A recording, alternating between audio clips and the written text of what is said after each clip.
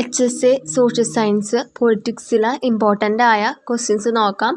First question fourth estate എന്ന് അറിയപ്പെടുന്നത്. 4 options ആണുള്ളത്. കറക്റ്റ് ആൻസർ പത്രമാധ്യമങ്ങൾ. സെക്കൻഡ് ക്വസ്റ്റ്യൻ ഭരണഘടനയുടെ ഹൃദയം ആത്മാവ് എന്നിങ്ങനെ അംബേദ്കർ വിശേഷിപ്പിച്ചത് എന്തിനെയാണ്? കറക്റ്റ് ആൻസർ ഓപ്ഷൻ സി ആണ്, ആർട്ടിക്കിൾ 32. തേർഡ് ക്വസ്റ്റ്യൻ റിട്ടുകളുടെ എണ്ണം എത്ര? ആൻസർ സി, 5 റിട്ടുകളാണ് ഇപ്പോൾ ഉള്ളത്. നാലാമത്തെ ക്വസ്റ്റ്യൻ ശ്രീ പത്മനാഭസ്വാമി ക്ഷേത്രവുമായി ബന്ധപ്പെട്ട് സുപ്രീം കോടതി പുറപ്പെടുവിച്ച റിട്ട് ഏത്? ആൻസർ ബി ആണ്, ക്യോ വാറന്റോ.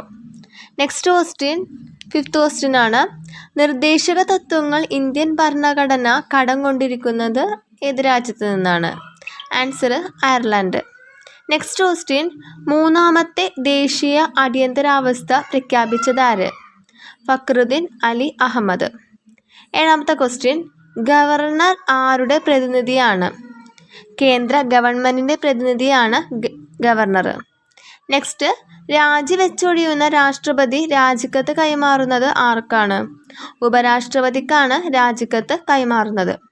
ഒമ്പതാമത്തെ ക്വസ്റ്റ്യൻ സംസ്ഥാന എക്സിക്യൂട്ടീവ് ഡിപ്പാർട്ട്മെൻറ്റിൻ്റെ തലവൻ എന്ന പേരിൽ അറിയപ്പെടുന്നത്?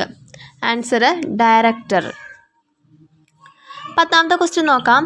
2019 ഭേദഗതി പ്രകാരം സുപ്രീം കോടതിയിലെ ജഡ്ജിമാരുടെ എണ്ണം എത്ര? ആൻസർ 34. 11ാമത്തെ ക്വസ്റ്റ്യൻ നോക്കാം. സുപ്രീം കോടതി ജഡ്ജിയായ ആദ്യ വനിത ആരാണ്? ആൻസർ ഫാത്തിമ ബീവി. 12ാമത്തെ ക്വസ്റ്റ്യൻ ഇന്ത്യയിലെ ഏറ്റവും ഉയർന്ന അപ്പീൽ കോടതി ഏത്? ആൻസർ ബി ആണ്, സുപ്രീം കോടതി. 13ാമത്തെ ക്വസ്റ്റ്യൻ കേരള ഹൈക്കോടതി സ്ഥാപിതമായത് എന്ന്? 1956 നവംബർ 1 കേരള ഹൈക്കോടതി സ്ഥാപിതമായത്.